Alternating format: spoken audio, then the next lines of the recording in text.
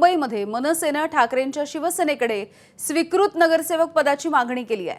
ठाकरेंच्या शिवसेनेने 3 पैकी 1 नगरसेवकाचं पद हे मनसेला द्यावं असं मनसेच्या नेत्यांची आग्रही भूमिका आहे। जागा वाटपाच्या वेळेला सहकार्य केल्यामुळे स्वीकृत नगरसेवक पदासाठी आता मनसे आग्रही आहे आणि ही मागणी मनसेकडून लावून धरली जाते आहे। मनसेसाठी स्वीकृत नगरसेवकाची 1 जागा सोडण्याची मागणी केली जाते आहे। मनसेला सत्ताधारी पक्षांचा देखील प्रस्ताव असल्याची सूत्रांची माहिती आहे। स्वीकृत नगरसेवक 10 असतात यंदापासून 10 संख्याबळानुसार ते स्वीकृत नगरसेवकांचं वाटप होतं। मला वाटतं आत्ताच्या संख्याबळानुसार भाजपला 4, शिवसेना उद्धवजींच्या गटाला 3, एकनाथ शिंदे साहेबांच्या गटाला 2, म्हणजे ते भाजपाचे काही नगरसेवकांचा पाठिंबा घेऊन, आणि मला वाटतं ह्यांच्यासाठी 1 काँग्रेससाठी।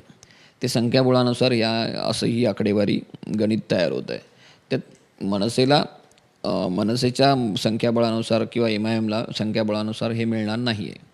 परंतु आम्ही युतीत निवडणूक लढवली आणि युतीत निवडणूक लढवल्यामुळे आम्हाला एखादं स्वीकृत नगरसेवक पद मिळावं अशी आमच्या कार्यकर्त्यांची, पदाधिकाऱ्यांची भावना आहे। ती राज ठाकरे साहेबांकडे आम्ही व्यक्त केली आहे। त्यावर निर्णय अल्टिमेटली राजसाहेब आणि उद्धव साहेबच घेतील।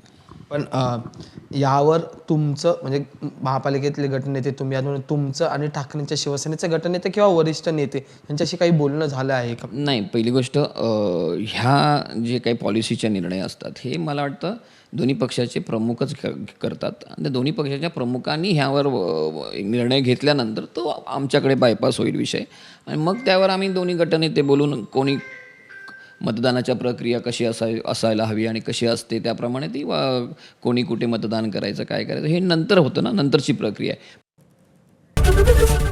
ABP माझा, उघडा डोळे बघा नीट।